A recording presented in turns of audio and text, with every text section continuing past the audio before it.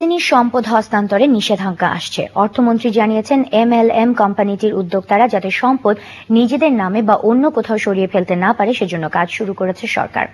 যুবকের মতো করে কমিশন গঠনের মাধ্যমে গ্রাহকের স্বার্থ রক্ষা করা হবে বলে জানিয়েছেন তিনি। রিজভী নওয়াজের রিপোর্ট। 25শে মার্চ ডেস্টিনি 2000 এর অবৈধ কার্যক্রম নিয়ে অর্থ মন্ত্রণালয়ে বিস্তারিত রিপোর্ট দিয়েছে বাংলাদেশ ব্যাংক। রিপোর্টে বলা হয়েছে, ডেস্টিনি মাল্টিপারপাস কোঅপারেটিভ সোসাইটি লিমিটেডের মাধ্যমে অবৈধ ব্যাংকিং করছে উদ্যোক্তারা।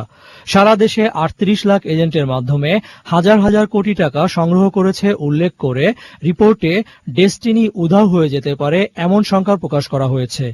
অধিকতর তদন্তে এরই মধ্যে কয়েকটি কমিটি কাজ শুরু করেছে। এরকম প্রতিষ্ঠানের কিছু তো থাকে, অ্যাসেটস থাকে।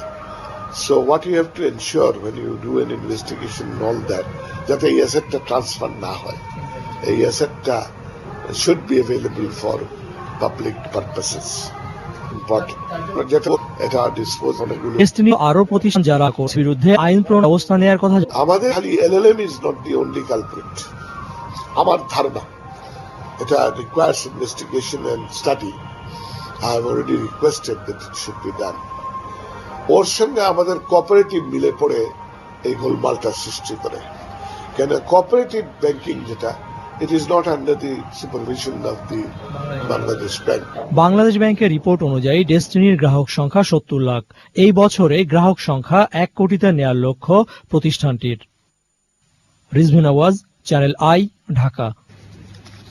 প্রধানমন্ত্রী